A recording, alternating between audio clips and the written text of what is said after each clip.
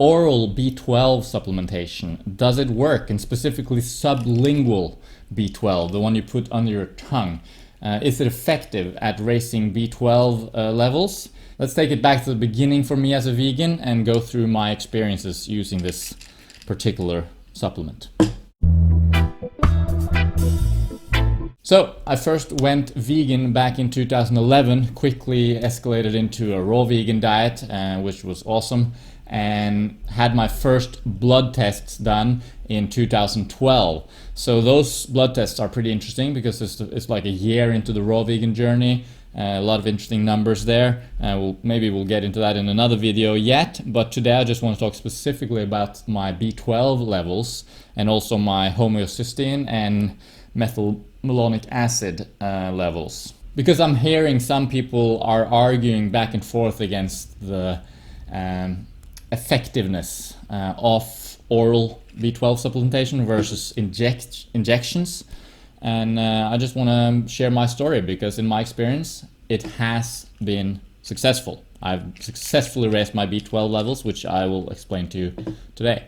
So as we started out in 2012 with those first blood tests, and I'll put it up on the screen so you can just see the numbers. So on the first one here, you can see my serum vitamin B12 is 130. The range here in Norway is 170 to 650, at least from this laboratory.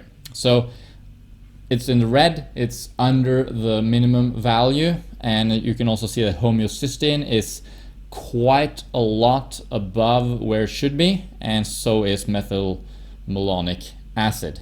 Both those two markers are indicative of a B12 deficiency. Now, I will mention that, what is a B12 deficiency anyway, and do we really know? I mean, most of the population is either eating animal products, which means they will be getting B12. Doesn't mean animal products are something we should be eating, but it just means that there is B12 in the animal products, either because the animal was eating food in the wild and getting bacteria into their system, which produces B12, which is how we would get B12 as well if we were living in a natural environment, or the animals have been injected, actually supplemented with B12, and therefore there's B12 in their tissues, and when you eat the tissues, like the meat or whatever, you also get B12. So most of the population are either eating animal products or actually supplementing without even knowing it, because a lot of the foods that people are eating is actually like fortified, they call it, with various vitamins, including B12. So could it be that the population's numbers of B12 are like the standard is artificially high, and that we're actually totally fine with like 130 B12? Perhaps it could be. I mean, it's possible. I've heard of people living with very low B12 and having no B12 deficiency symptoms. I didn't have any deficiency symptoms. My B12 was low, but I had no symptoms of deficiency.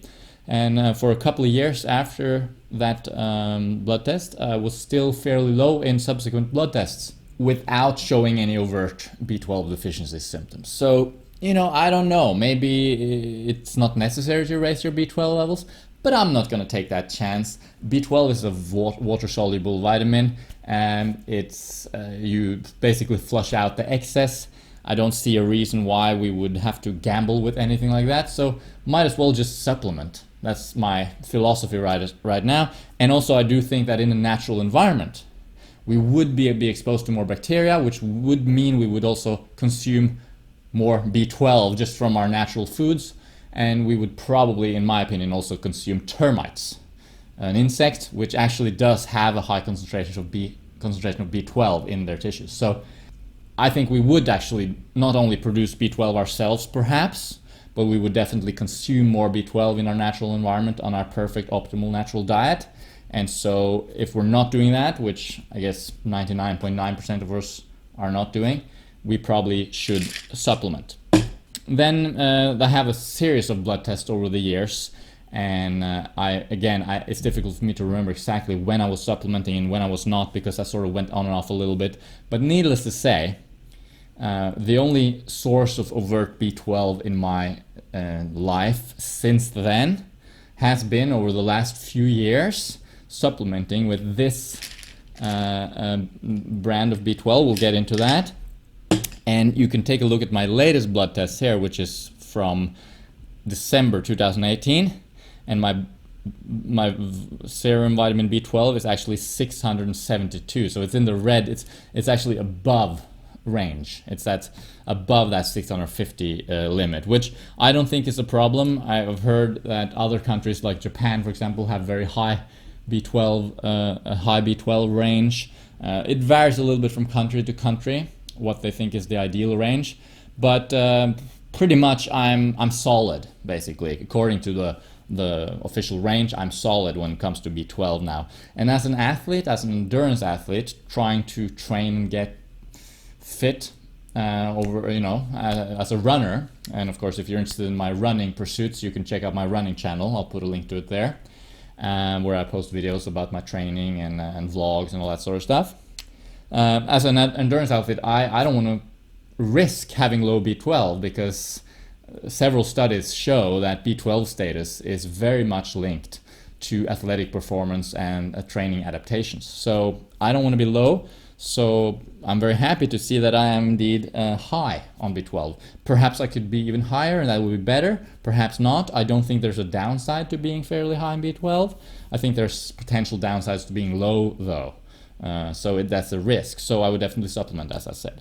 Anyway, 672, that is purely from taking this supplement. Okay, so it's pretty much obvious that this supplement does work.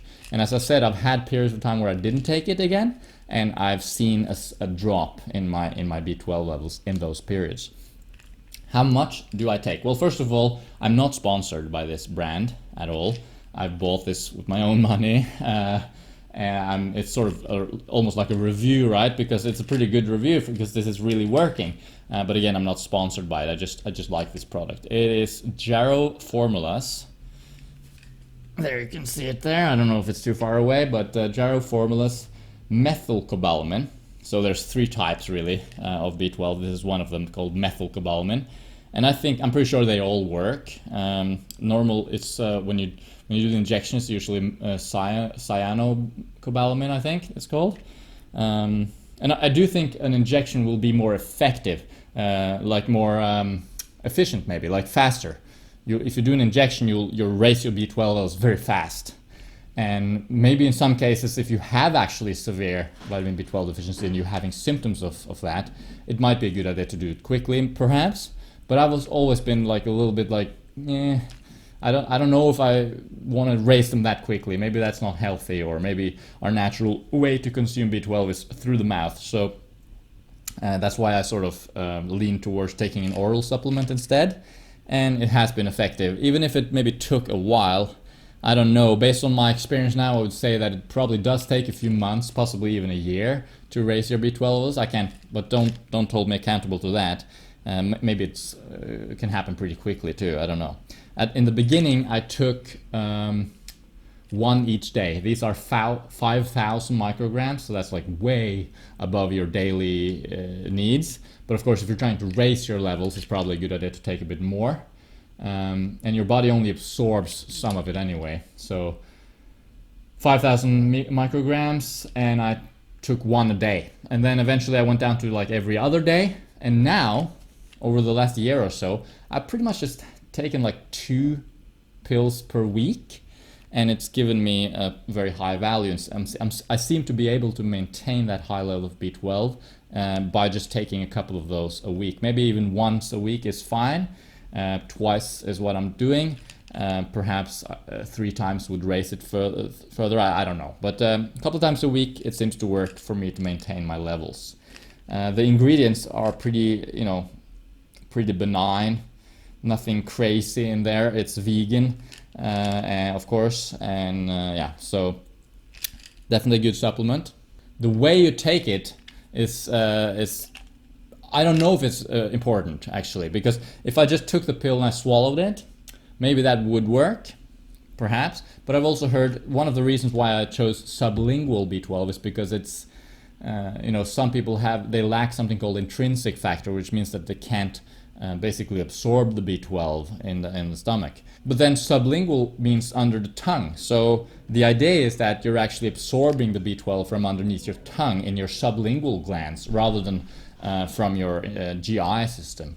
So I don't know if that's relevant or not, but basically I take one pill like this, I chew it, and then I just have it underneath my tongue, and there's spit there, and it's just like soaking underneath my tongue, and I just like shake it around a little bit, and I do that for like a minute, and then I swallow it. And that's basically my protocol for B12 supplementation, and it's definitely working. So if you're B12 deficient, or actually if you're just any vegan or even a non-vegan for that matter, if you just want to be healthy, I recommend taking a B12 supplement, and this one might be effective for you, but then again, maybe it depends on the person a little bit as well, so you got to experiment. But I highly recommend doing blood tests to have objective results to go by, so you're not just like guessing, you know. Take a B12 supplements, take regular blood tests like once every 6 months or once a year, and do that over several years and observe that trend. Ideally, I would like to put all my numbers, because I have numbers from my whole life, I would like to put them all into like a graph, like an Excel spreadsheet, and just analyze the different effects of different dietary patterns on my nutrient levels. But anyway, my B12 is fine now. It's in the high range. MMA and homeostasis is in the normal range again. I think that wraps it up for today. Is B12 supplementation necessary? I think yes. Is it effective with the sublingual pills? I definitely can say yes to that. Am I a certified medical doctor or nutritionist giving you medical advice? No, I'm not. You have to take responsibility for your own health. I'm just sharing my experience. And yeah, with the B12, I wouldn't risk going low, even though for a philosophy, if you know what I mean. Like maybe we don't need it, but it's, you know, do you really want to gamble on that just for an ideology? I'd rather just take B12 and be on the safe side. And just to wrap it up, this does not mean that we are meat eaters and we should eat meat. As I said earlier, we would naturally get B12 from our environment, bacteria, and perhaps even from eating termites. So B12 would be something we had in our natural diet, and if we're living normal lives these days, we do not get that, so we do need to supplement. Check out my video on the 3 most important supplements to take. B12 is one of them. I'll give that away right now. Check out that video. I'll put a link to it somewhere here, where I talk about the important supplements for vegans. And I hope you're having an awesome day. Leave a comment. Let me know what supplements you take. If you take B12, if you tried this one, if it was effective, if not, etc. Let the discussion go. Thanks for watching. Please subscribe. Bye now.